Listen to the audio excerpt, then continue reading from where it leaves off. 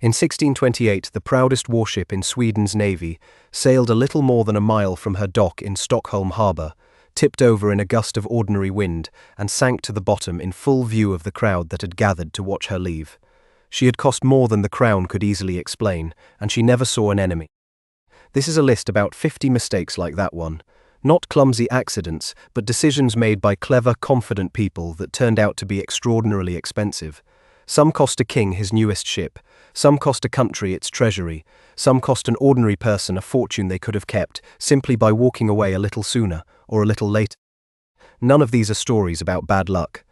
Each one is a story about a moment, a specific nameable moment, where a choice tipped a fortune from one column into another, and the people involved either did not see it coming or saw it and could not stop themselves. Money, it turns out, does not just measure what things are worth. It measures, rather precisely, what people believe and what they are willing to ignore. So settle in. We begin, fittingly, with a ship that never made it out of the harbour. On the 10th of August, 1628, the warship Vasa set sail from Stockholm for the first time, cannons gleaming, sails full, a crowd of well-wishers lining the shore to see off the finest vessel Sweden's navy had ever built.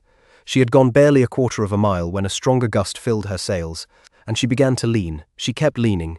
Within minutes, she rolled onto her side, water pouring through her open gun ports, and sank in view of everyone who had come to celebrate her. The Vasa was the personal project of King Gustavus Adolphus, who wanted a warship that would announce Sweden's power to every rival navy in the Baltic. Partway through construction, he ordered a second deck of heavy guns added to a hull that had been designed for one. The King's own shipwrights ran a simple stability test before the launch. 30 sailors running side to side across the deck to see how far she rocked.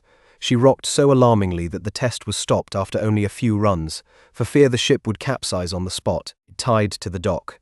No one dared tell the king to delay a launch he had already announced to foreign dignitaries, since Gustavus Adolphus was away commanding his army in Poland and had approved every change to the design by letter, confident from a distance that his shipwrights would simply make it work. The ship sailed anyway, top-heavy and unstable, into water calm enough that a much lesser gust than any real storm was all it took. Vasa lay on the seabed of Stockholm harbour for 333 years before divers raised her almost entirely intact, cold brackish water, having preserved her oak hull down to the carved decoration. She is on display today, restored, in a museum built around her. The finest ship in the navy never left the harbour she was launched in. By the winter of 1636, a single bulb of a rare striped tulip called Semper Augustus was changing hands in Amsterdam for a price that would buy one of the grandest houses on the city's canals. It was not a joke or a metaphor. Actual buyers signed actual contracts for actual bulbs still sitting unharvested in the ground, at prices that had nothing to do with what a flower could reasonably be worth to anyone. The mania grew out of something real, a virus, unknown to growers at the time, that caused a tulip's petals to break into dramatic streaks of colour, and the rarest breaks became status symbols among a newly wealthy merchant class with money and no aristocratic bloodline to spend it proving. Bulbs traded on paper months before they could be dug up, in taverns, on credit, among people who had never grown a tulip and had no intention of ever planting one. Then, in February 1637, at one routine bulb auction, buyers simply stopped bidding. The reversal spread from town to town within days. Contracts that had promised fortunes became worthless overnight, and courts eventually had to decide, one disputed sale at a time, who owed whom for flowers neither party could really afford in the first place. Historians still argue about how far the ruin actually spread. The wildest prices were paid by a small circle of speculators, not the whole of Holland, and the country's economy did not collapse the way the popular version of the story suggests. What is certain is simpler and stranger than either version.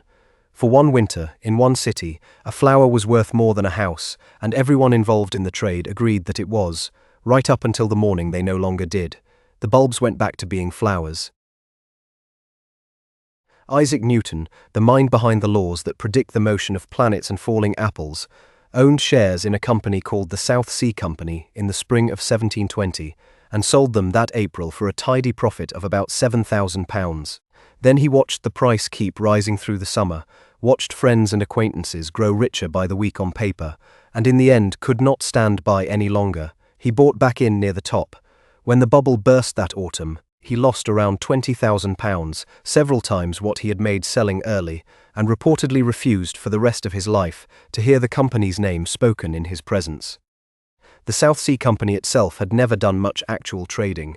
Its business, on paper, was a monopoly on trade with Spanish America, a market Spain barely allowed it to touch. What it did instead was take on a large share of Britain's national debt in exchange for government-backed shares, and let speculation about future profits do the rest. Share prices rose on rumour, on connections, on the simple observation that they had already risen the week before. Parliament members, courtiers, and ordinary investors alike bought in a rising tide of confidence that had very little to do with Spanish-American trade and a great deal to do with watching everyone else get in.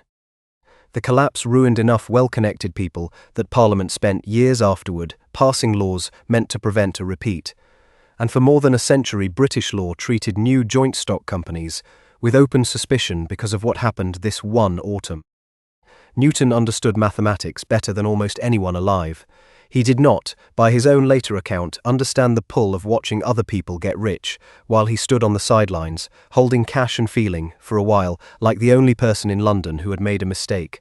The equations had never been the hard part.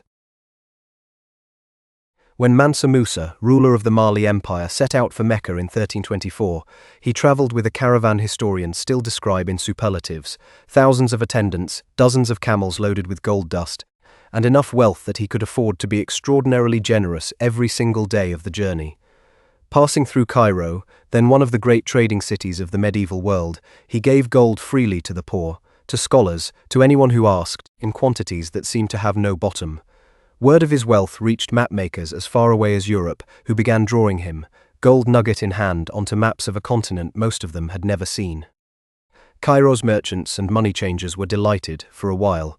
Then they noticed that the price of gold in their own markets had fallen, and kept falling, because Mansa Musa's caravan had poured so much of it into the city's economy at once that gold itself, the thing everyone else priced their goods against, briefly became less scarce and so less valuable.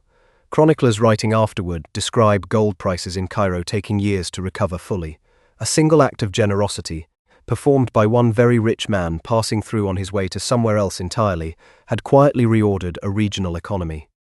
Mansa Musa never meant to cause any of this. He meant to be pious and impressive, and by every account he succeeded at both. It is one of the odder lessons in the history of money that pure, unstrategic generosity, at a sufficiently enormous scale, can do to prices roughly what a hoard or a monopoly does. It changes what things are worth, whether or not that was ever the intention. No one in Cairo ever quite priced gold the same way again.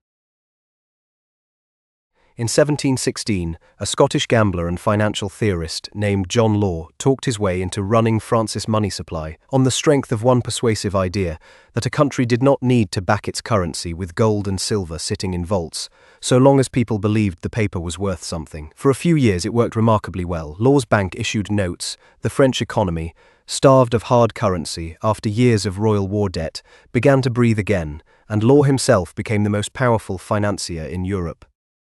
Then he combined the bank with a trading company holding the rights to France's Louisiana territory and began selling shares in the promise of Mississippi gold and furs that mostly did not exist yet. Shares in the Mississippi Company rose so quickly through 1719 that a new word, millionaire, entered the French language to describe the ordinary people getting rich on paper in the streets around Law's offices. Crowds camped outside to buy in. Law printed more notes to meet the demand for shares, and more shares to meet the demand for notes, each supporting the other's rising price for exactly as long as everyone kept believing both. By the spring of 1720, some of the wealthiest shareholders quietly began converting their paper profits back into gold. Word spread. The conversion turned into a rush. The rush emptied Law's bank, and the whole structure, currency and company together, collapsed within months. Law fled France in disguise, leaving behind debts he never repaid, and French governments avoided paper currency for the better part of a century afterward, wary of the very idea he had once made look effortless. For one dazzling year, Paris had believed that a promise, printed neatly enough, could be as good as gold. Between 1698 and 1700, Scotland committed something like a fifth of all the money circulating in the entire country to a single colonial venture, a trading post on the Isthmus of Panama on a stretch of coastline the Spanish had avoided settling for good reason. The plan, championed by a well-connected financier named William Paterson, promised to make Scotland a hub of world trade between the Atlantic and Pacific, cutting out the long voyage around South America entirely. The reality waiting at Darien was disease-ridden jungle, no reliable fresh water, and a Spanish empire next door with no intention of tolerating a rival colony on land it considered its own. Roughly 1,200 settlers sailed on the first expedition. Most died of tropical disease or starvation within the first year, and the survivors abandoned the settlement before a second wave of ships, unaware the colony had already failed, arrived to reinforce it. A third attempt met the same fate. Not one ship of the trading fleet Paterson had promised ever called at the colony to load cargo, because the colony that was supposed to receive them no longer existed by the time they might have arrived. The money Scotland had risked, drawn from nobles, merchants, and ordinary investors across the country, was gone. The resulting strain on Scotland's finances left the country with little leverage. A few years later, when England offered a union of the two kings' parliaments, an offer that came bundled, not coincidentally, with a settlement covering Scottish investors' Darien losses. Historians still debate how much the disaster shaped the timing of that union, but the numbers alone, story. A colony meant to make a small country rich instead helped end its independent economic existence. The jungle took the money faster than any market ever could. When the Roman denarius was first minted, around the 3rd century BC, it was struck from silver of a purity a modern jeweler would recognize as excellent, nearly pure. 250 years later, under the Emperor Gallienus, the coin that still bore the same name and the same face value was in places barely 5% silver, the rest cheap alloy given a thin silver wash to catch the light. No single emperor did this. It happened one small reduction at a time, decade after decade, mostly to pay for wars, building projects, and the loyalty of soldiers who expected to be paid in coin, whether or not the Treasury actually had the silver to back it. The trick worked in the way debasement, quietly reducing the precious metal in a coin while keeping its stamped value the same, always works at first. It let the state stretch a fixed amount of silver across a much larger number of coins, at least on paper. What it could not do was stop merchants and soldiers from eventually noticing that the coin in their hand felt lighter, looked duller, and bought less bread than the same coin had a generation earlier. Prices across the empire rose to compensate, in a slow-burning inflation that no single official ever announced or explained, because no single official had caused it either. By the time later emperors tried currency reforms to restore confidence, the damage to trust in Roman coinage ran deeper than any one reform could fix. People had learned, gradually and permanently, to look past the face stamped on a coin and ask what was actually inside it, a habit of suspicion that would outlive the empire that taught it to them. The coins kept their faces. Only the silver left. Centuries before Europe trusted paper as money for anything more than a receipt, merchants in Sichuan province, under Qina Song dynasty, began issuing privately printed notes called jiaozi, promising to pay the bearer an equivalent amount of the heavy iron coins the region used for currency. The notes were lighter, easier to carry over long trade routes, and quickly became genuinely useful enough that the Song government took over their issuance directly in the early 1100s, turning a merchant convenience into the world's first government-backed paper currency. For a while the system worked exactly as intended. Notes in circulation stayed roughly matched to the reserves of coin and goods backing them, and trade across the empire moved faster for it. Then came the pressures every government eventually faces: wars to fund, deficits to cover, and the government began printing jiaozi in quantities well beyond what its reserves could support. Each new issue diluted the value of the notes already in people's hands. Merchants adjusted the only way they could. By demanding more paper for the same goods, prices rose, and the very convenience that had made jiaozi valuable in the first place, the promise that it could always be exchanged for something real, stopped being true. Records from the period describe officials trying too late to withdraw excess notes from circulation and prop up their value, a fix that arrived only after most of the damage to public confidence had already been done. Song China eventually replaced the discredited jiaozi with new note issues, which followed much the same pattern in turn over the centuries that followed. Governments elsewhere, on other continents in far later centuries, would rediscover the same lesson at their own expense, as if for the first time. The paper had done exactly what paper does. It held whatever value people agreed to give it, for exactly as long as they agreed.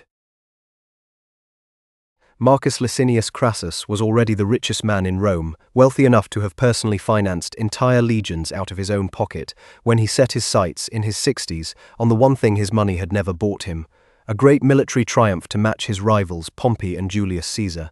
In 53 BC, he marched an army east into Parthian territory, roughly present-day Iran and Iraq, chasing both plunder and the personal glory that came with conquering a rich and storied kingdom. Crassus had built his fortune shrewdly rather than gloriously, buying burning buildings and the land beneath them at low prices during Rome's frequent fires, then reselling once the city rebuilt around them, and investing heavily in silver mines worked by slave labor. It was a fortune built on patience and calculation. The Parthian campaign was neither. Crassus advanced deep into unfamiliar desert with a force poorly suited to the terrain, and the enemy's mounted archers ignored warnings from local allies about the route, and was decisively defeated at the Battle of Carrhae, one of the worst military disasters Rome ever suffered against an Eastern power. He died in the campaign's collapse, and Parthia held captured Roman military standards for years afterward as a trophy of the defeat, humiliation Rome would spend a generation trying to avenge. Crassus had enough money, by any measure of his era, to have lived out his life as the wealthiest private citizen Rome had ever produced, admired and entirely secure. He wanted the one thing wealth alone had never given him, and rode east to go get it, at an age when most men of his standing were long past taking that kind of risk. He never came home with either the gold or the glory. In 1876, Alexander Graham Bell's backers offered to sell the patent for his new invention, the telephone, to Western Union, the telegraph company that already owned the country's communication infrastructure, for $100,000. Western Union's president reportedly turned it down, dismissing the device in an internal memo as an electrical toy with no serious business application, and pointed out, not unreasonably at the time, that the company already had a reliable network of trained telegraph operators sending messages efficiently across the country. The reasoning was not foolish given what a telephone could actually do in 1876. Transmit a garbled voice over a short distance, nothing like the clear long-distance service telegraph lines already provided. Bell's company, undercapitalized and unable to compete with Western Union's existing network, spent its first years surviving on a shoestring. Within a handful of years, though, the same technology Western Union had dismissed as a toy improved rapidly, and telephone companies began signing up subscribers by the tens of thousands in city after city. Western Union tried, too late, to build its own competing telephone service, lost a patent lawsuit to Bell's company over the attempt, and settled by selling off its telephone patents and business entirely.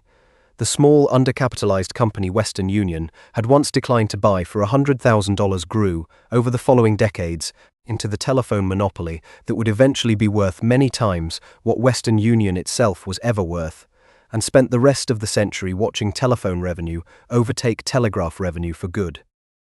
The irony was not lost on later historians of the telegraph industry, who point to the memo as one of the clearest documented examples of a dominant company misjudging a new technology precisely because it was still comparing it, feature for feature, to the old one it was about to replace. The mistake was not failing to imagine the future, it was judging a brand new technology entirely by whether it could already do what the old familiar one did. The telegraph never quite caught up. By 1846, the British Parliament was reviewing so many proposed new railway lines in a single session that the paperwork alone required its own committee simply to keep track of it. Investors, big and small, clergymen, widows, tradesmen, aristocrats, were pouring their savings into rail schemes advertised in every newspaper, certain that a country transformed by steam could not possibly run out of profitable places to lay track. Some of the schemes were genuinely sound, many were not. Speculative lines connecting towns that barely needed connecting, proposed by promoters more interested in selling shares than in ever laying a rail, backed by engineers' names lent for a fee and rarely checked closely.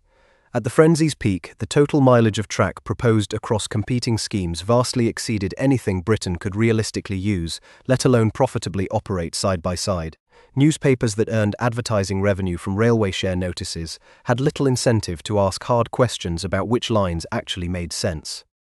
A satirical magazine of the day joked that half the country seemed to have become railway directors overnight, a title that came with prestige and a company letterhead long before it came with any actual railway. The bubble popped in 1847 as funding calls came due faster than promised profits arrived, and the crash wiped out a wide swath of small investors who had bought in on enthusiasm rather than arithmetic. And yet, unlike a company that simply vanishes when its bubble bursts, much of the track that had been laid stayed in the ground, useful long after the money that built it was gone, forming the skeleton of Britain's railway network for the century that followed. The fortunes were lost, the tracks mostly stayed. In 1667, negotiators for the Dutch Republic and England sat down in the town of Breda to end a war and settle, among other things, a colonial swap. England would keep New Amsterdam, the small Dutch trading post on the North American coast that would soon be renamed New York. The Dutch, in exchange, would keep sole possession of a tiny island called Run, thousands of miles away in what is now Indonesia. At the time, this was not remotely a hard call. Run was one of the only places on Earth where nutmeg trees grew, and nutmeg, along with the mace harvested from the same fruit, sold in Europe for a price that made it, ounce for ounce, worth more than gold. New Amsterdam, by contrast, was a modest fur-trading outpost with a few thousand residents, useful but unremarkable next to a monopoly on one of the most valuable spices in the world. Dutch merchants had spent decades and considerable blood securing exclusive control of the nutmeg trade, going as far as depopulating a rival spice island to guarantee it. Handing over a fur post to keep that monopoly looked, on paper, like an easy win, and by most accounts of the negotiation, the English delegation was mildly relieved to come away with anything on the American coast at all. Nutmeg prices eventually fell as other sources and substitutes for the spice emerged over the following century, while the small fur trading outpost grew, over 300 years, into one of the largest cities on Earth. The Dutch negotiators at Breda were not foolish men making an obvious blunder. They were simply pricing the world exactly as it stood in 1667, with no way to see 3 centuries down the road from where they sat. Hindsight, it turns out, is the one currency nobody can spend in advance. On New Year's Day 1962, 4 young musicians from Liverpool auditioned for Decca Records in a cold London studio, running through 15 songs in front of an executive named Dick Rowe. Rowe passed, reportedly telling the band's manager that guitar groups were on their way out and that the group's sound was too similar to other acts already on the label's roster, and signed a different act that same week instead. Decca's decision was not the reckless dismissal it is sometimes remembered as. Guitar-based rock and roll acts had indeed been fading in commercial favor in Britain at the time, and the label had 2 acts to choose between on a single day, with limited studio time to offer either. Decca picked the one that seemed the safer commercial bet by the standards of the moment. The other band was the Beatles, who signed with a rival label within the year, released their first single not long after, and became, across the rest of the decade, one of the most commercially successful acts in the history of recorded music. Dick Rowe spent much of the rest of his career being introduced, sometimes gently and sometimes not, as the man who turned down the Beatles, though he later redeemed part of his reputation by signing the Rolling Stones on a tip from George Harrison, who remembered the audition and wanted to make sure Rowe did not miss twice. The lesson executives in the industry drew from it was not that talent is impossible to spot. It was that a live audition on one cold afternoon, judged against the fashions of that particular week, is a narrower window than anyone listening through it wants to believe. Guitar groups, it turned out, were not entirely finished. In December 1979, a young Steve Jobs walked through Xerox Palo Alto Research Center and watched a demonstration that changed the direction of personal computing. A screen with overlapping windows, icons a user could click on, and a small handheld device called a mouse controlling all of it. Xerox's own researchers had built the technology years earlier as part of a wildly innovative computer called the Alto that the company had, by that point, no real plan to sell to the public. Xerox had funded PARC generously and given its researchers remarkable freedom, which was exactly why the lab produced so many genuinely original inventions, the mouse, the graphical interface, laser printing, and early networking among them. What the company lacked was a path from research lab to store shelf, and an internal culture that took its own East Coast copier machine leadership more seriously than its West Coast research scientists. Xerox leadership, built around an extremely profitable copier business, struggled to see a personal computer as anything but a distraction, and the few product attempts that did reach market were priced far beyond what an ordinary buyer would pay. Jobs, by contrast, saw exactly what the interface could become within minutes of the demonstration, and Apple's engineers spent the years that followed turning what they had seen that afternoon into the graphical operating systems that would define personal computing for decades to come. Xerox did eventually sue Apple over aspects of the interface, years later, arguing the ideas had been taken rather than licensed and lost. The company that had built the future first is remembered today mostly for photocopiers sitting in office hallways. The invention survived, the credit went to whoever finally sold it. In 1975, a young engineer at Kodak named Stephen Sasson built a prototype camera the size of a toaster that recorded black and white images onto a cassette tape instead of film, and displayed them on a screen instead of a darkroom print.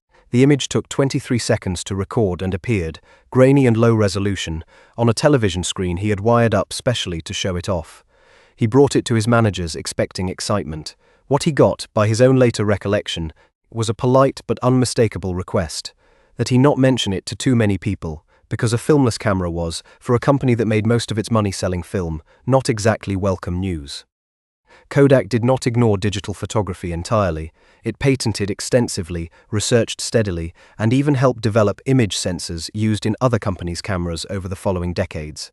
What it never did was build its own digital strategy with the urgency the technology deserved, because doing so meant competing against its own hugely profitable film and processing business, the one still funding executive bonuses and shareholder dividends every single quarter. Kodak's leadership chose, again and again, to protect the business that worked rather than build the one that was coming, reasoning that customers would keep printing photographs for years yet, which for a while was even true. By the time digital cameras, and then camera phones, took over the market Kodak had once dominated almost completely, the company's core business had shrunk past the point of recovery, and Kodak filed for bankruptcy in 2012. It emerged afterward, much smaller, a shadow of the company that had once controlled American photography almost outright. Kodak did not miss the future. It built the future, patented it, and chose not to look directly at it. On April 23, 1985, Coca-Cola announced it was retiring its 99-year-old formula and replacing it with a sweeter recipe the company had tested exhaustively on nearly 200,000 consumers in blind taste tests. The new formula won those taste tests decisively. It also triggered, within weeks of release, one of the most furious consumer backlashes in American corporate history. Coca-Cola's research had asked the right question in the narrowest possible way: which sip tastes better? What it had not measured was what people actually valued about the brand beyond flavor, a relationship built over decades, tied up in nostalgia, identity, and a certain stubborn loyalty that had very little to do with a sip-sized comparison in a lab. Angry letters and phone calls arrived by the tens of thousands.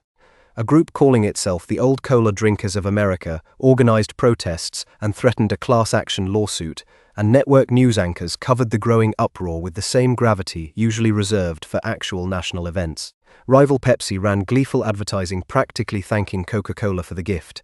Within just 10 weeks, Coca-Cola reversed course, brought back the original formula under the name Coca-Cola Classic, and watched sales of the reinstated original climb past where they had been before any of this started. Whether the whole episode was a genuine misjudgment, or, as some executives later half-joked, a very expensive way to remind the public how much it loved the original, Coca-Cola never said for certain. What is certain is that the company spent a great deal of money finding out, in the most public way possible, that people do not always want what a taste test says they prefer. The original recipe came home to a warmer welcome than it had ever gotten before it left. John DeLorean had spent 2 decades as one of the most celebrated engineers and executives in the American car industry before he set out, in the late 1970s, to build a sports car under his own name.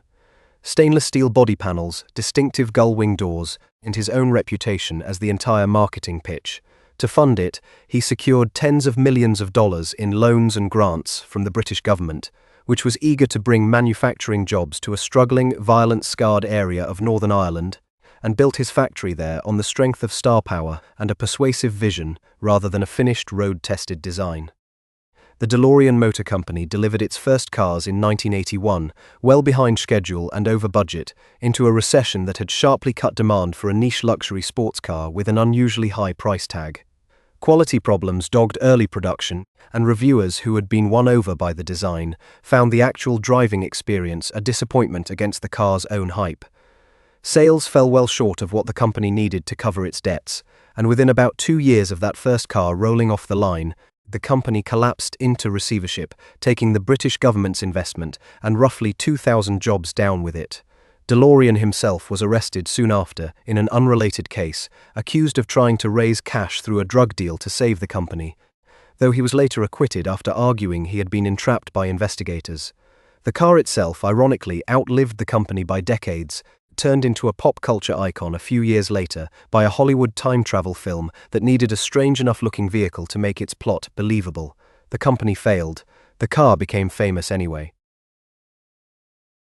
By 1997, some Beanie Babies, small stuffed animals that had cost their manufacturer only a few dollars each to produce, were reselling on the secondary market for hundreds of dollars apiece, and rare early editions sometimes for thousands. Collectors were not just buying toys for children. Many were buying what they believed to be an investment, treating a fabric hippo or bear with the same seriousness other people brought to stocks or coins, and some parents reportedly set aside collections explicitly earmarked for a child's future college tuition. Ty, the company behind the toys, understood exactly what it was doing. It deliberately retired specific designs without warning, released new ones in limited runs, and let a devoted secondary market of collector magazines and price guides build the sense that any given Beanie Baby might be tomorrow's rare find. The scarcity was real in the narrow sense that any particular retired design would never be made again, but the company could, and did, keep launching enough new designs to keep the overall supply of stuffed animals essentially limitless. Once buyers noticed that new Beanie Babies kept arriving faster than old ones became genuinely scarce, and once the company loosened its retirement pace to meet rising demand, secondary market prices for most designs collapsed, in some cases back down toward the price of an ordinary stuffed toy in a shop window. Some rare early pieces still hold real value among collectors today. The vast majority of the millions of Beanie Babies bought as an investment in the late 1990s are worth, now, roughly what a stuffed animal is worth. Not very much, and mostly to the child who loved it. The bears kept their button tags. They lost almost everything else. In 1999, 2 Stanford graduate students named Larry Page and Sergey Brin, still running their search engine out of a rented garage, offered to sell the whole thing to the more established search company Excite for about $750,000. According to accounts from people involved, Excite's leadership passed on the deal, and one widely repeated version of the story holds that the company's technology chief actively disliked how clean and fast Google's results page was, worried it would send visitors away too quickly to see any advertising along the way. At the time, that was not an unreasonable way to think about a search engine's business model. Portals in the late 1990s made money by keeping users on the page, browsing news, weather, and shopping links, not by sending them somewhere else as fast as possible. A search tool that answered the question and immediately let the visitor leave looked, from that vantage point, like a worse business than one that kept people clicking around. Google's founders, lacking the money to build the kind of portal Excite wanted, instead spent years refining exactly the thing Excite had been unimpressed by: a search results page that got a user to the right answer and out the door as fast as possible, later finding an advertising model that worked precisely because of that speed rather than despite it. Excite went bankrupt in 2001, one casualty among many of the dot-com crash that swept through the industry that year. Google, priced at essentially nothing 2 years earlier, went on to become one of the most valuable companies in the world. Speed, it turned out, was not the weakness anyone at Excite assumed it was. On January 30, 2000, a sock puppet with a microphone strapped to its paw appeared during the Super Bowl, plugging an online pet supply company called Pets.com to tens of millions of viewers in an ad that reportedly cost well over $1 million to buy the airtime alone. The mascot became an instant celebrity, appearing on talk shows and in a parade balloon within the year, better known to most Americans by that point than the company's own actual product catalog. The company behind it was losing money on almost every single order it shipped. Pets.com's basic problem was simple and expensive. Dog food and cat litter are heavy, low margin, and costly to ship, and the company was often selling them for less than the cost of shipping just to build market share quickly, on the theory that customer loyalty and scale would eventually make the business profitable. It spent heavily on national advertising, the Super Bowl spot chief among it, to build a brand faster than its actual unit economics could support. Investors who had poured tens of millions of dollars into the company based on growth alone became noticeably less patient once quarterly numbers made clear how much money was leaving with every single box shipped. Pets.com went public in February 2000 and shut down entirely by November of that same year, less than a year after its Super Bowl debut, one of the fastest rises and falls of the entire dot-com era. The sock puppet outlived the company that made it, later resurfacing in advertising for an unrelated business happy to rent out the nostalgia for a fee. Fame, it turned out, was never the same thing as a functioning business. In 2000, the co-founders of a small DVD buy-mail company called Netflix flew to Dallas to meet with Blockbuster, then the dominant video rental chain in America, and offered to sell their entire business for about $50 million, hoping Blockbuster could fold the new mail-order model into its existing brand and stores. According to accounts of the meeting from the Netflix side, Blockbuster's executives were unimpressed, treated the offer as barely worth serious discussion, and passed, reportedly finding the whole idea of the meeting slightly amusing given the difference in the two companies' size at the time. At the time, Blockbuster's business looked unassailable, thousands of stores, instant brand recognition, and a steady stream of revenue from late fees that by some estimates made up a meaningful share of its profit. Netflix, by contrast, was a small operation mailing red envelopes to a relatively modest subscriber base, with no physical stores and an unproven subscription model. Blockbuster's leadership judged the offer by comparing Netflix's current size to its own, rather than asking where each company's approach to renting movies was actually headed as internet use. And eventually streaming technology matured. Netflix kept refining its subscription model, invested early in streaming once home bandwidth allowed for it, and grew steadily through the 2000s, while Blockbuster's store-based, late fee-driven business became a heavier liability with each passing year rather than the asset it had once been. Blockbuster attempted its own subscription and streaming pivots years later, but by then, Netflix had already built the customer base, technology, and brand loyalty needed to dominate the very market Blockbuster was only beginning to enter. Blockbuster filed for bankruptcy in 2010 and closed its last company-owned stores within a few years afterward. The company that once measured Netflix by its size never got the chance to measure it by its direction.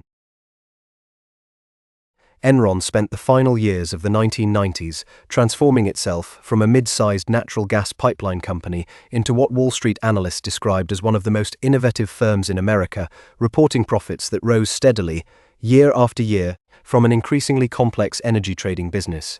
Executives were celebrated in business magazines and courted by politicians of both parties. Much of that profit existed mostly on paper.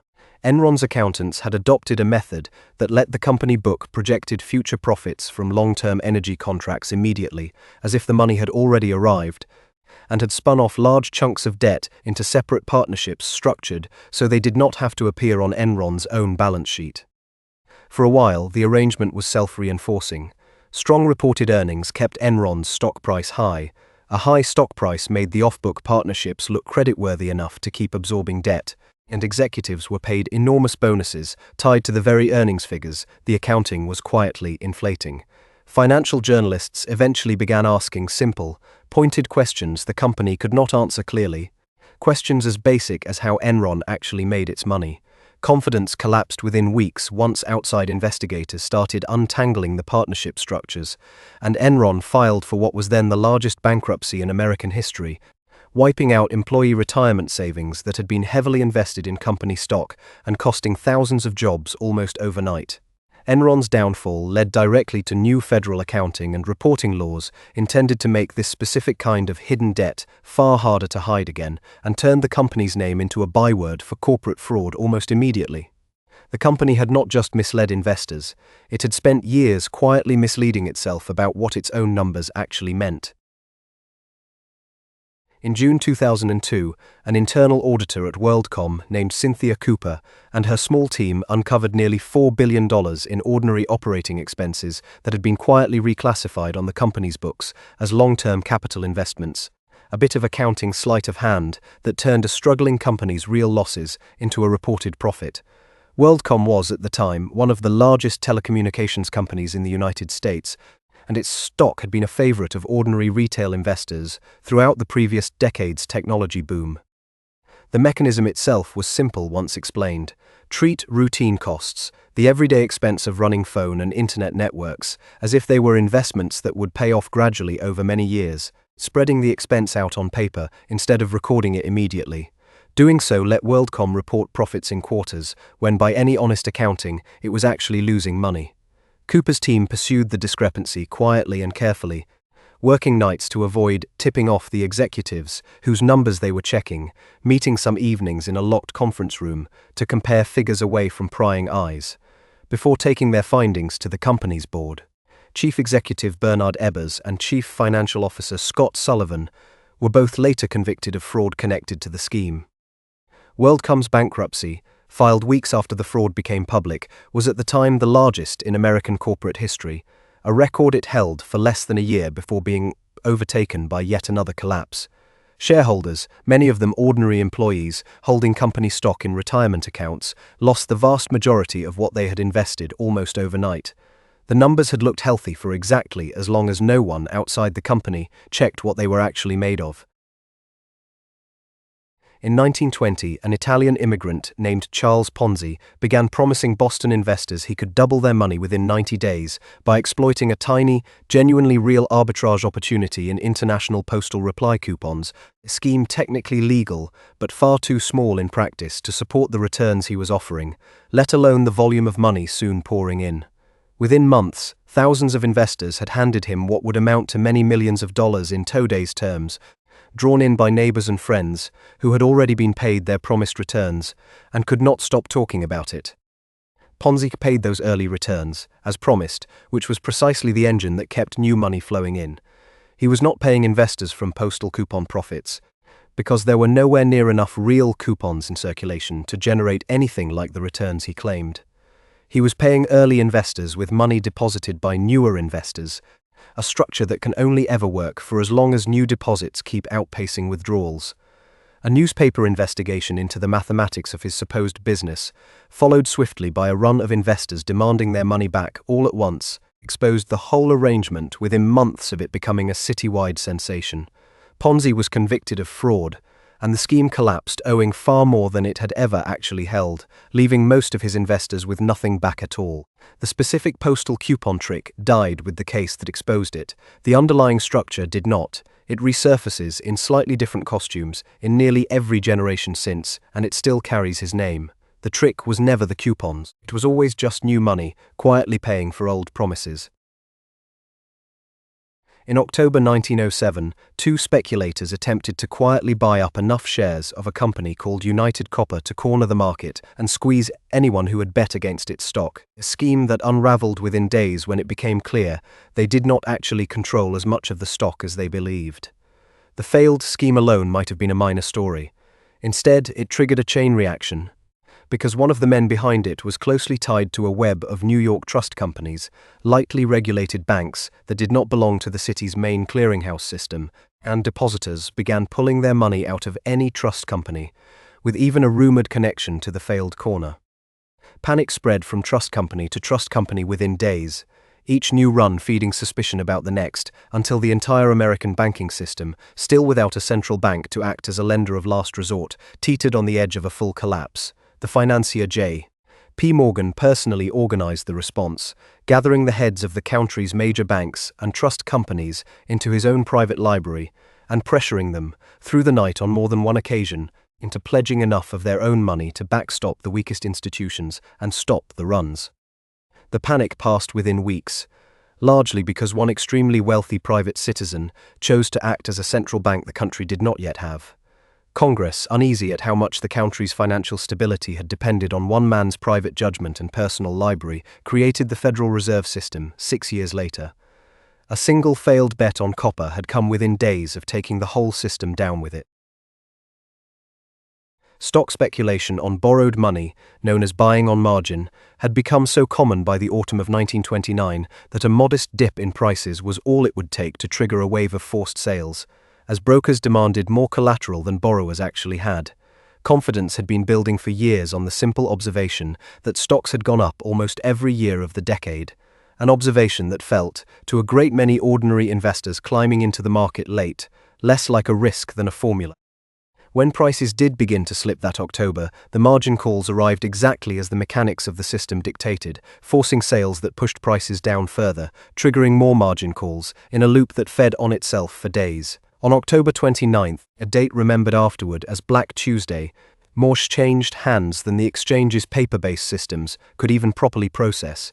The ticker tape reporting prices fell so many hours behind the actual trading floor that investors watching it had no real idea, in the moment, how bad the day had actually gotten.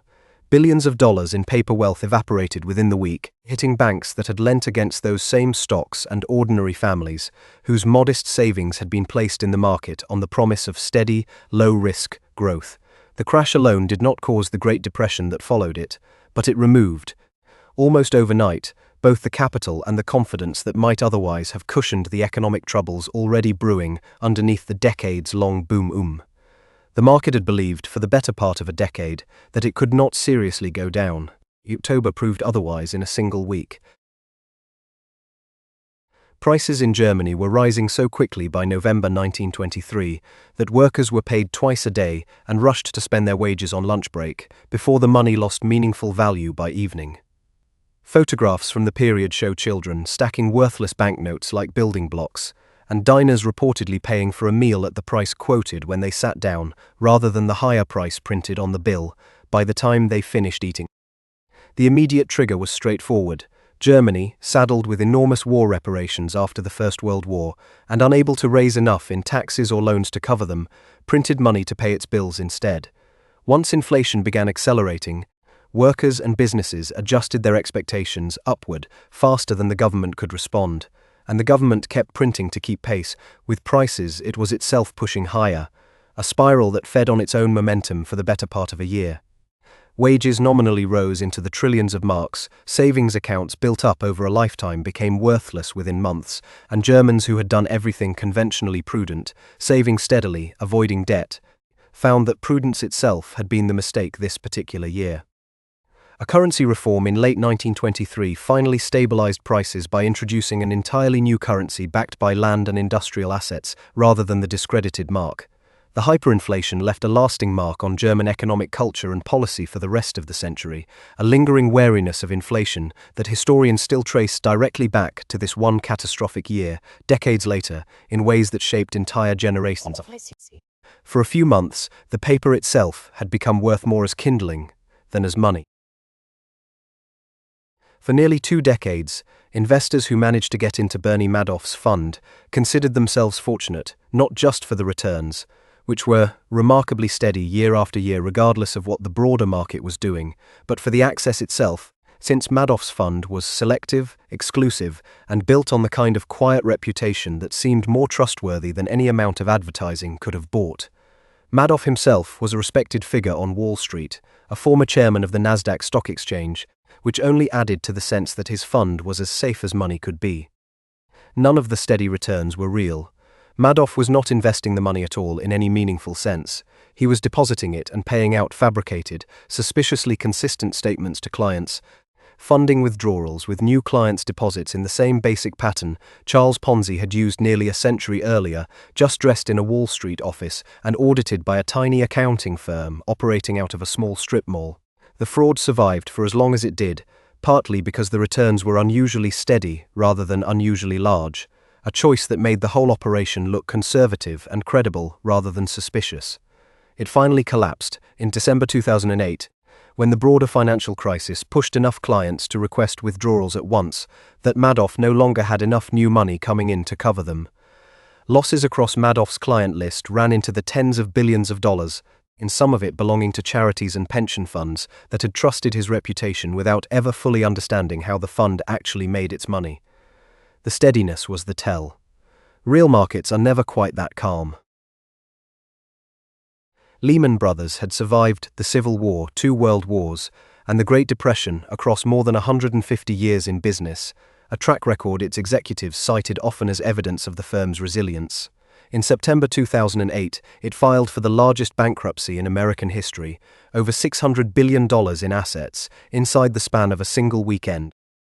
The firm had spent the preceding years building up a large portfolio of mortgage-backed securities, complex bundles of home loans repackaged and sold to investors as relatively safe investments, at a moment when American home prices had never fallen nationally within living memory and seemed, to most of Wall Street, unlikely to start. When home prices did begin falling and mortgage defaults rose, the value of Lehman's mortgage holdings collapsed, and confidence in the firm's ability to cover its obligations evaporated within days. Over one frantic weekend, federal regulators and rival banks scrambled to find a buyer willing to absorb Lehman's liabilities the way J.P. Morgan had organized a rescue a century earlier during the Panic of 1907. No buyer emerged, and the government, having already helped arrange a rescue for another troubled firm months earlier, chose not to backstop this one, a decision debated by economists and historians of the crisis ever since, and one Lehman's own executives argued, for years afterward, had singled their firm out unfairly. Lehman's collapse froze credit markets worldwide almost immediately, as banks that had lent to each other for decades suddenly could not be sure which of their counterparties might be the next Lehman, and the shockwaves fed directly into the broader financial crisis and recession that followed across the world in the months after. 150 years of survival ended over the course of one weekend of phone calls. Offer someone a coffee mug for free, let them hold it for a minute, and then ask what price they would need to be paid to give it back, and most people name a figure noticeably higher than what they would have been willing to pay to buy that exact same mug moments earlier. Nothing about the mug has changed, only the fact of holding it has. Psychologists call this the endowment effect, a close cousin of a wider pattern known as loss aversion. For most people, the pain of losing something is felt more intensely than the pleasure of gaining an equivalent amount. Ask someone to imagine losing $50, and then imagine finding $50, and the loss reliably registers, on every measure researchers have used, as hurting more than the gain feels good, even though the two amounts are identical. Richard Thaler and Daniel Kahneman ran versions of the mug experiment across many groups of participants through the 1980s and 1990s, and the pattern held up consistently. Ownership itself, however brief and however arbitrary, seems to raise the price a person quietly attaches to a thing. The pattern shows up far beyond mugs and hypothetical $50 bills. It shows up in how reluctant people are to sell a losing investment, a house or a family heirloom once they have held it a while, valuing it by what it has meant to them rather than what a stranger would actually pay for it today. None of this is a flaw to be corrected on command, and researchers studying it have never framed it as one. It is simply how the mind seems to price things. Once it has quietly decided something is already ours, losing feels like more than gaining, even when the numbers say otherwise. Danish architect Bjørn Utzon won the competition to design Sydney's new opera house in 1957 with a sketch so unconventional, a series of soaring white shells meant to evoke ship sails on the harbour, that the judging panel had initially set it aside before one of them insisted the others take a second look. The building was budgeted at around $7 million and expected to take about 4 years to build, modest figures for a project that would go on to define an entire nation's skyline. Nobody, including Utzon himself at the outset, fully understood how to engineer the shells his design called for. Solving that problem alone took years of research into new construction techniques, delaying the project and driving costs upward long before a single wall was finished. Political pressure mounted as the bill climbed and the timeline stretched, and in 1966, after years of clashing with a new state government over funding, design changes, and payment disputes, Utzon resigned from the project entirely and left Australia, never returning to see the finished building in person. Other architects completed the interior to a simplified design more modest than Utzon's original vision, a compromise that still shows in parts of the building to this day. The Opera House finally opened in 1973, 16 years after the competition, and roughly 14 times over its original budget. Decades later, the building is recognized as one of the architectural masterpieces of the 20th century and a global symbol of Australia, and the government that once fought Utzon over cost overruns eventually invited him, in his old age, to consult on renovations, though he still never returned in person to see the building he had designed. The bill was enormous. The building outlasted every argument about it. Scotland's new Parliament building, meant to symbolise the country's return to self-government after nearly 300 years, was budgeted in the mid-1990s at somewhere around £40 million and expected to open within a few years of construction starting. Spanish architect Enrique Miralles designed a complex angular building intended to echo upturned boats and the surrounding landscape, a design ambitious enough that, much like Sydney's Opera House decades earlier, nobody involved fully appreciated how difficult and expensive it would be to actually build.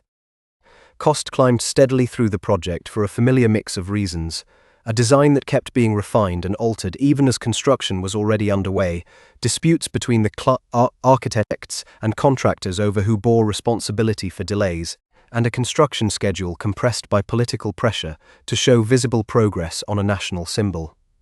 Miralles died of a brain tumor partway through construction, before the building was finished, adding both a genuine personal tragedy for those who knew him and further disruption to a project that had already lost its original architectural champion.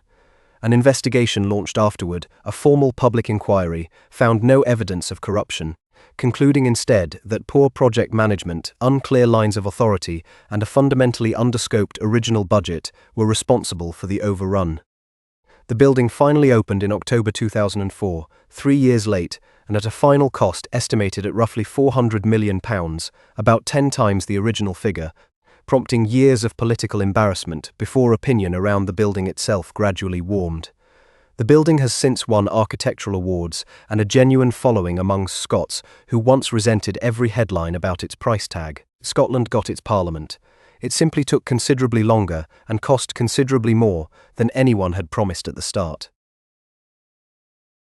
Boston's plan to bury a congested elevated highway underneath the city, rerouting traffic through miles of new underground tunnels while keeping the city running above during construction, was approved in the 1980s with an estimated cost under $3 billion and a completion date sometime in the 1990s.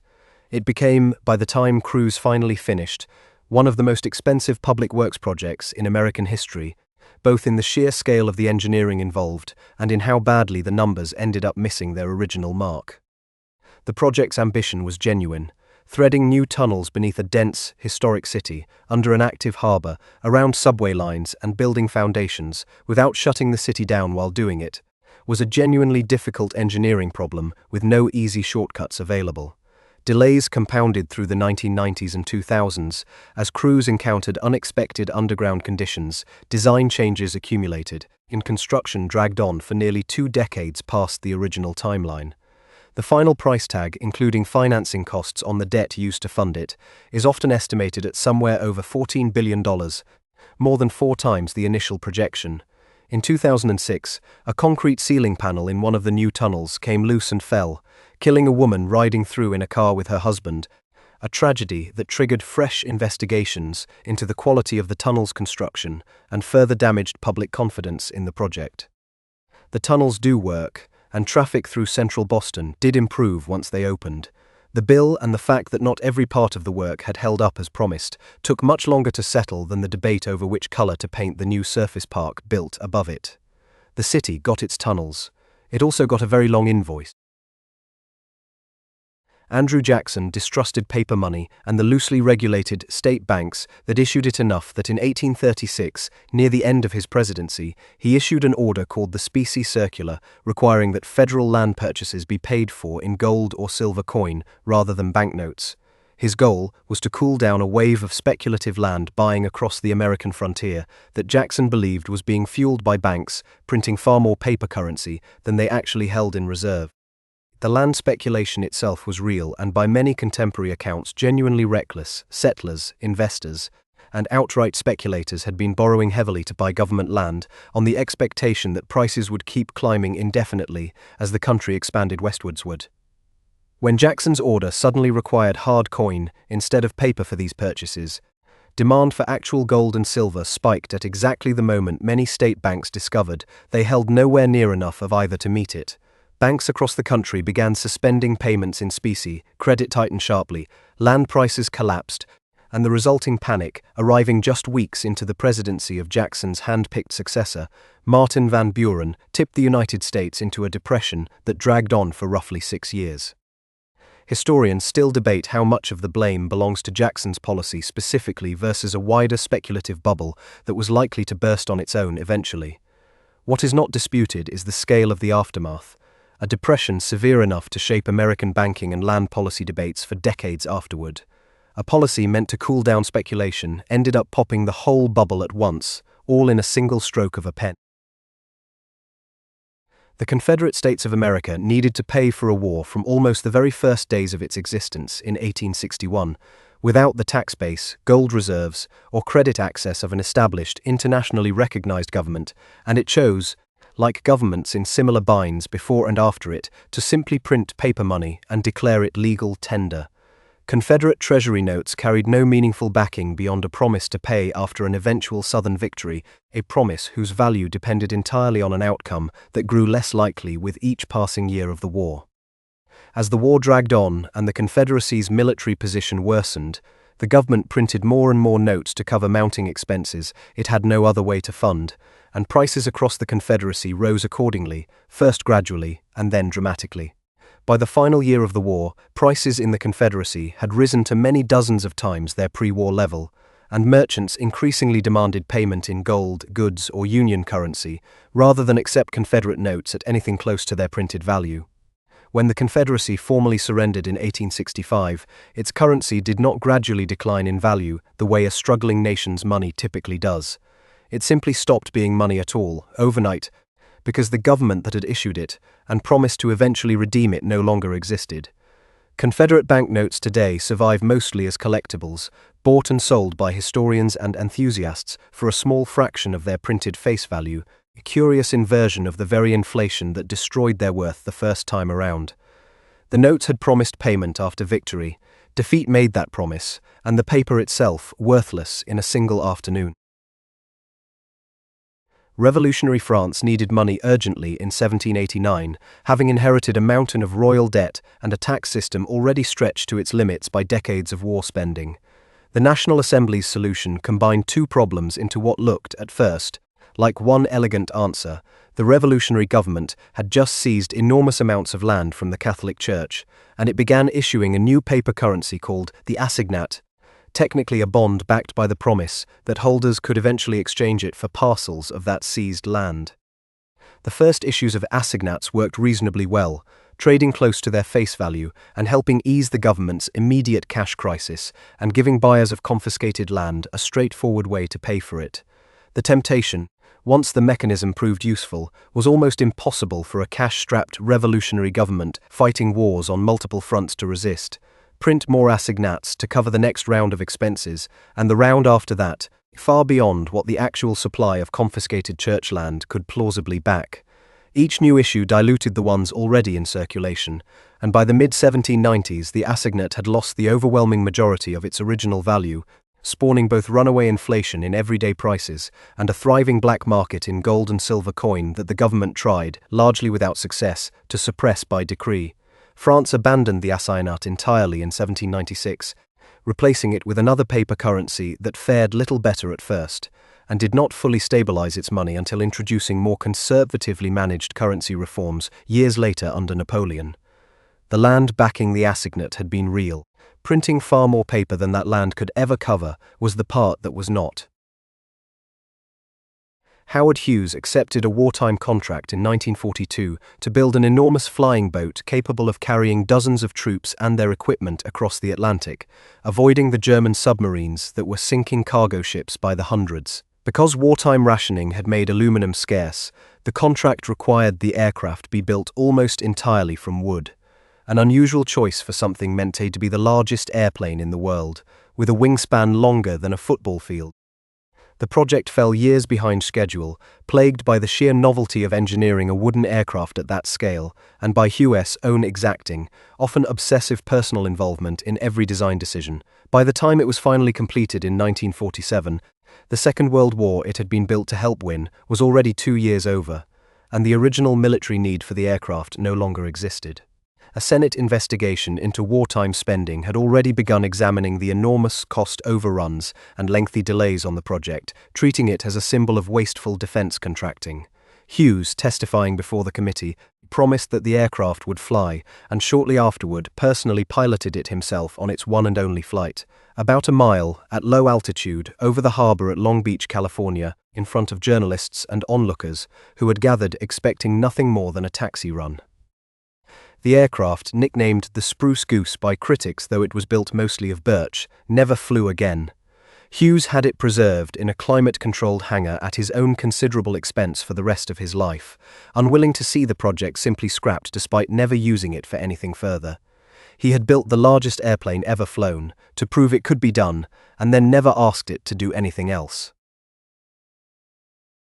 The supersonic passenger jet Concorde was never, by any honest commercial measure, going to make back the money Britain and France spent jointly developing it, and both governments' own internal assessments during the 1960s development period made that increasingly clear well before the aircraft ever carried a paying passenger. By the time serious doubts had set in, each government had already committed so much money and so much national prestige to the joint project that cancelling it looked, politically, like admitting the entire venture had been a mistake from the start, in full public view of two proud nations that had staked considerable reputation on its succeeding. The two governments kept funding development for years after the economics had stopped making sense. A pattern economists later used Concorde specifically to name the sunk cost fallacy, or in some academic literature, the Concorde fallacy, describing the tendency to keep pouring resources into a failing project, specifically because of how much has already been spent on it, rather than because of what continuing is actually likely to achieve going forward. Concorde finally entered commercial service in 1976, flying wealthy passengers across the Atlantic in roughly half the time of an ordinary jet, at ticket prices only a small slice of the flying public could ever afford, and operated for 27 years without airlines ever recovering the enormous cost of its development. A fatal crash in 2000, combined with rising maintenance costs on an aging fleet and falling demand after the September 11th attacks, finally brought Concorde's commercial life to an end in 2003. The jet had never needed to make financial sense to keep flying. It only needed enough already spent that stopping felt like the bigger loss. A diamond, considered purely as a mineral, is not actually all that rare, and by the early 20th century, the De Beers Company controlled such an overwhelming share of world production that its real challenge was never scarcity but the opposite problem. Enough diamonds existed to satisfy demand many times over, which threatened to keep prices permanently low unless demand itself could somehow be engineered to grow faster than supply. De Beers' solution, developed with an American advertising agency starting in the 1930s and 1940s, was to sell not the stone itself but an idea, that a diamond engagement ring was an essential, practically obligatory expression of love, that its price should represent a specific, substantial fraction of a groom's income, commonly cited in the campaign's own materials as roughly 2 months' salary, and that a diamond, once purchased, was not something a couple would ever want to resell. That last point mattered enormously to the business model. A healthy resale market would have let diamonds circulate and compete with new stones for sale, undermining the very scarcity De Beers needed prices to reflect.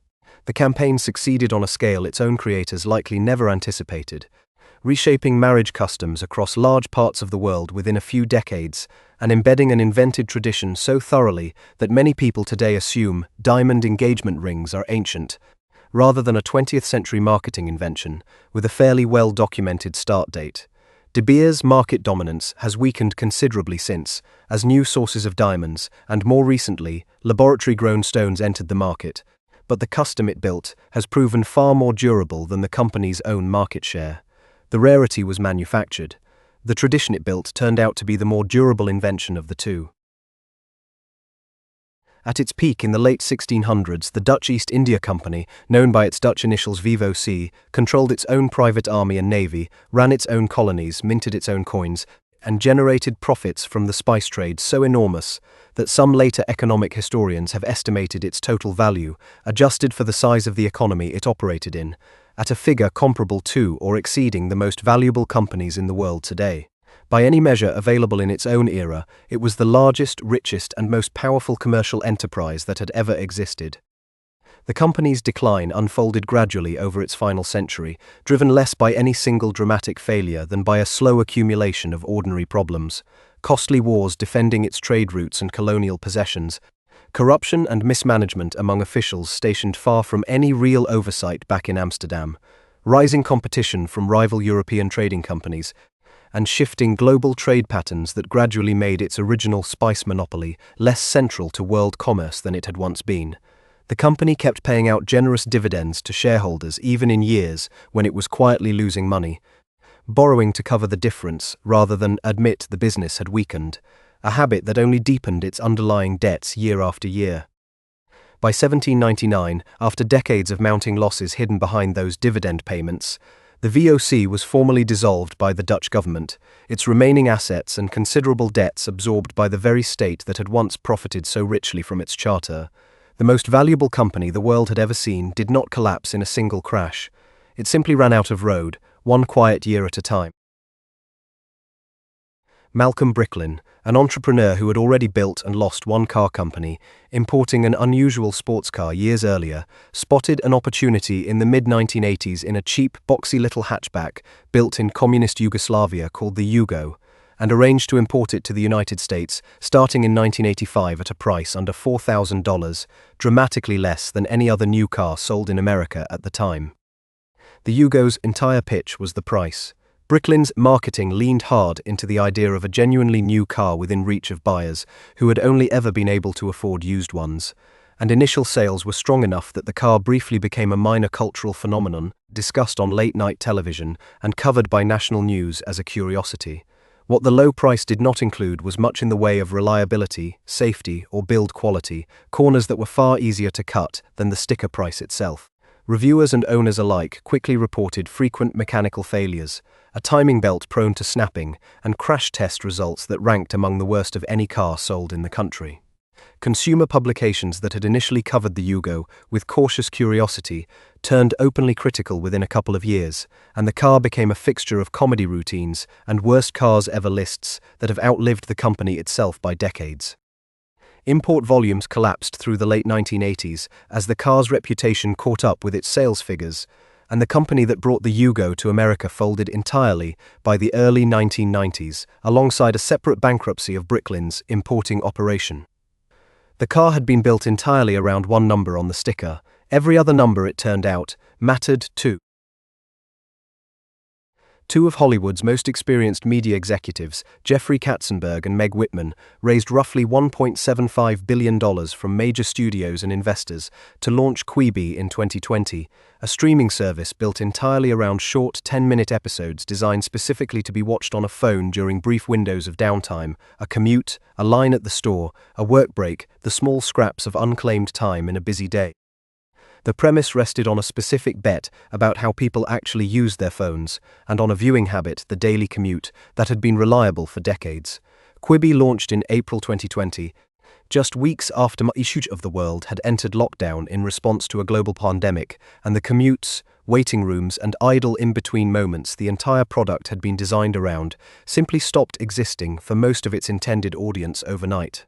The service also arrived without some basic features viewers expected by that point, including the ability to cast video from a phone to a television screen, a gap that made it feel deliberately limited rather than innovative to many who tried it and quietly let their subscription lapse.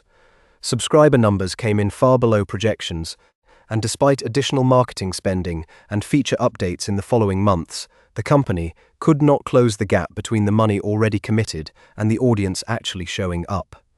Quibi shut down in December 2020, fewer than 7 months after launch, returning a portion of its remaining cash to investors and licensing its content library to another streaming platform. The idea might have worked in a world that kept commuting.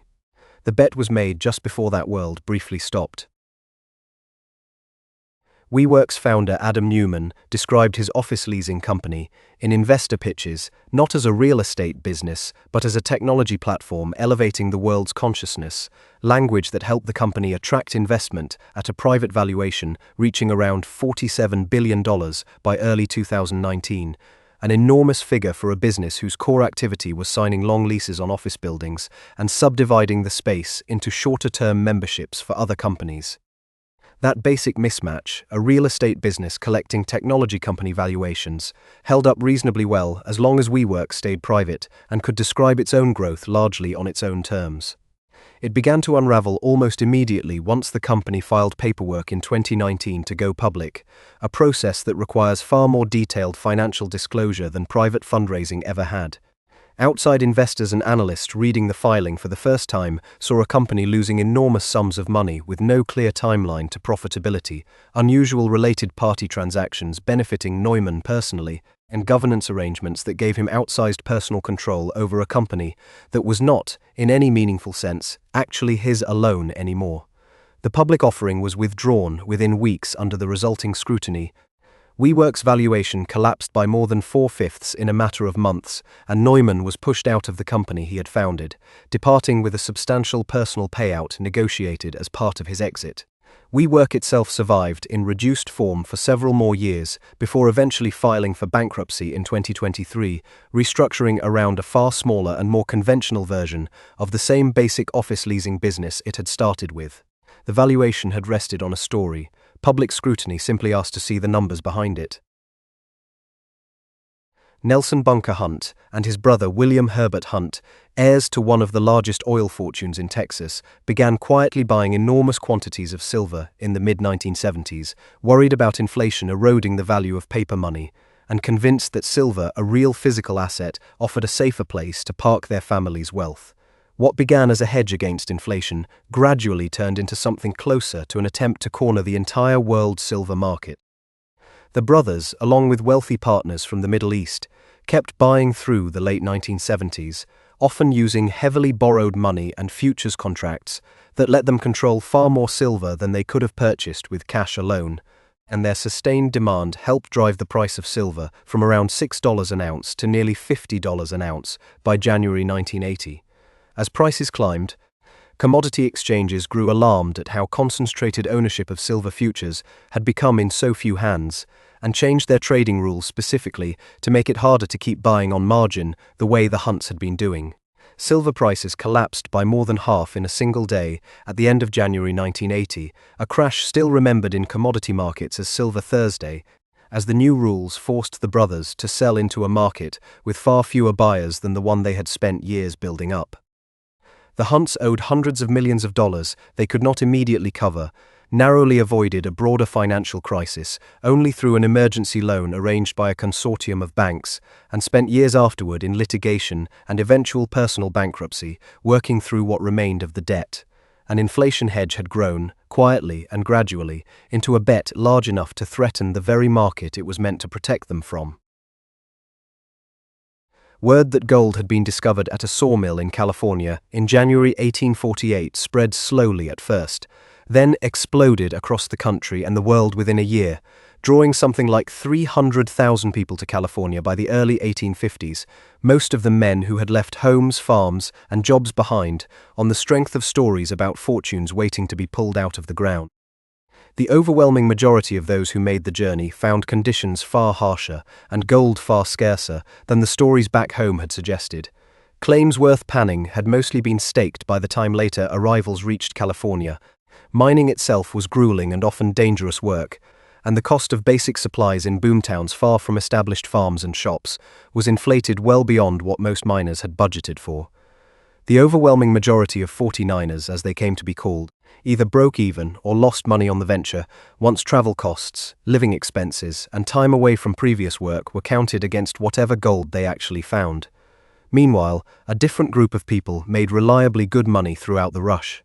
Merchants who sold food, tools, tents, and clothing to miners at boomtown prices regardless of whether any individual miner ever struck gold. A dry goods merchant named Levi Strauss, who arrived in San Francisco in 1853, built durable canvas and later denim work trousers for exactly this market, and the company he founded to sell them outlasted the gold rush itself by more than a century and a half.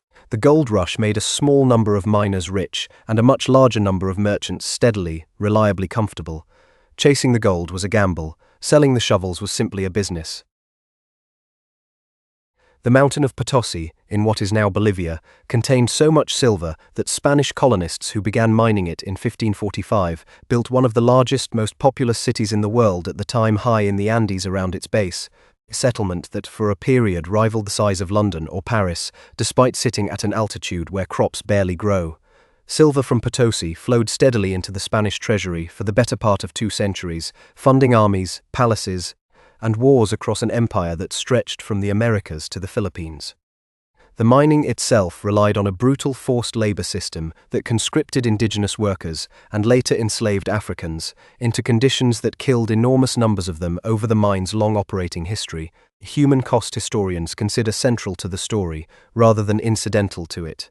Economically, the flood of silver produced a paradox that took economist generations to fully articulate. Despite extracting one of the largest concentrations of precious metal in human history, neither the region around Potosi nor Spain itself ended up wealthy or industrially developed in any lasting sense. The silver mostly passed through Spanish hands on its way to paying for imported goods and foreign wars, rather than building local industries, infrastructure, or institutions that might have turned raw mineral wealth into durable, self-sustaining prosperity. Economists studying similar patterns in other resource-rich nations centuries later would come to call this general phenomenon the resource curse. Extraordinary natural wealth that, without deliberate effort to convert it into lasting institutions, can leave a place no better off and sometimes worse off than nations that never had it. Potosi gave an empire its silver. It never got the wealth to stay behind and take root. European prices for ordinary goods, bread, wool, rent, land, rose several-fold over the course of the 16th century, a sustained inflation unlike anything the continent had experienced in living memory, and economists and historians have long traced a major share of the cause to the enormous quantities of American silver, much of it from Potosi, flowing into Spain, and from there, spreading across European trade networks. The mechanism, once identified, was simple enough in outline. When the overall amount of money in circulation grows significantly faster than the actual supply of goods and services available to buy, prices for those goods tend to rise to absorb the extra money. A relationship economists today call the quantity theory of money, first worked out in something close to its modern form by scholars writing specifically about this very period. Spain itself felt the effects earliest and most severely, since newly minted silver coin entered its economy directly, and Spanish merchants and rulers spent much of that silver buying manufactured goods from other European countries, rather than building up manufacturing capacity of their own at home. That spending pattern spread the inflation outward across the continent over subsequent decades, even as it left Spain's own domestic industry comparatively underdeveloped relative to trading partners like the Dutch Republic and England, who were absorbing Spanish silver in exchange for real, durable manufactured goods. The price revolution reshaped rents, wages, and social relationships across Europe for generations, squeezing anyone whose income was fixed in the old, lower prices while rewarding anyone positioned to sell goods at the new, higher ones. The silver had been real wealth pulled straight from a mountain. What it bought Europe, mostly, was higher prices for the very same goods it always had. Philip II inherited the Spanish throne in 1556, along with an empire that stretched across 4 continents, including the silver mines of Potosi and territories from the Netherlands to the Philippines, a domain wealthier and more extensive on paper than any European ruler before him had commanded. Over the course of his reign, he still managed to default on the crown's debts 4 separate times. The core problem was not a lack of income, but a mismatch of timing. Silver shipments from the Americas arrived on their own unpredictable schedule, months or years apart, while the wars Philip fought against the Ottoman Empire, rebellious provinces in the Netherlands and England required steady, predictable spending, regardless of whether a treasure fleet happened to be in port that particular month.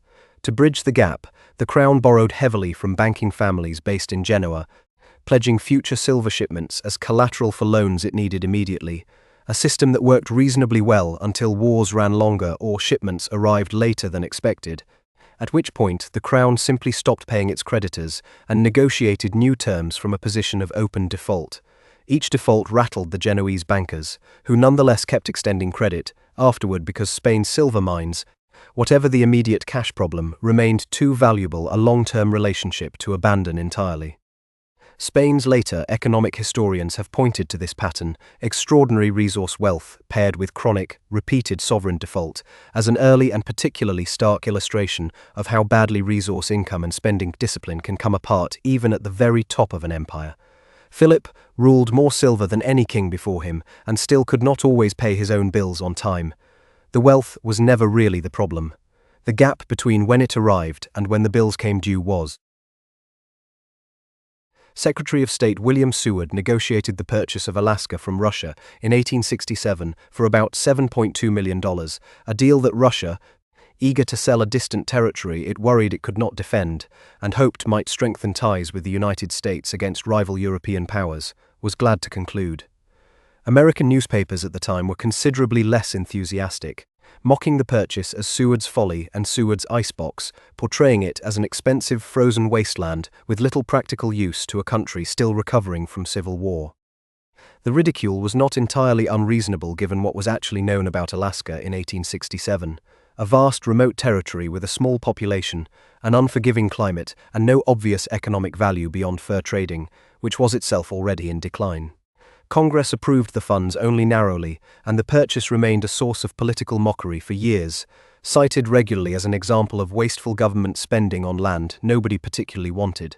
Then, over the following decades, gold was discovered in Alaska and the neighboring Yukon, drawing prospectors north in numbers Seward's critics had never anticipated, and in the 20th century, vast oil and natural gas reserves were discovered that made Alaska one of the most resource-rich territories in the entire country. What had been ridiculed as a frozen liability turned out to hold resources worth vastly more than the original purchase price, developed across a timescale far longer than any single newspaper column could have accounted for.